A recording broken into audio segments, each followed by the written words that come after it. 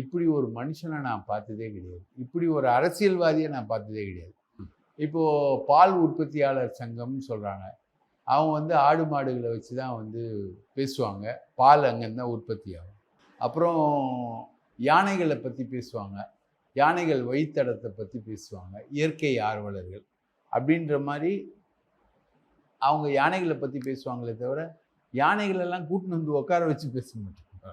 இப்போ இவர் வந்து வித்தியாசமாக, அதாவது விஞ்ஞான ரீதியாக தொழில் வளர்ச்சி, இன்வெஸ்ட்மெண்ட்டு, இன்ஃப்ராஸ்ட்ரக்சரு, கல்வி, இதை பற்றி தான் அரசியல்வாதிகள் பேசுவாங்க.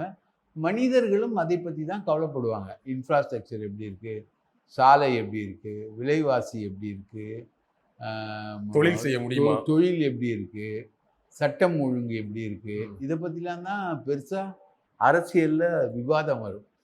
ஆனால் ஆடு மாடு பற்றி விவாதம் வர்றது, அதுவும் ஆடு மாடுகளை ஒரு 2000 ஆடு மாடுகளை கூட்டின்னு வந்து வச்சு அதை ஒரு மாநாடுன்றது. ஒருத்தர் சாட்டை துறைமுருகனா, இது வந்து காட்டு மாட்டுலேருந்து எடுத்த தயிர், அதோட பழையதை மிக்ஸ் பண்ணி கொஞ்சம் வெங்காயம் தேங்காய் சட்னி போட்டு அதை மிக்ஸ் பண்ணி அப்படி சாப்பிட்றதுன்னு என்ன என்ன நடக்குது இது?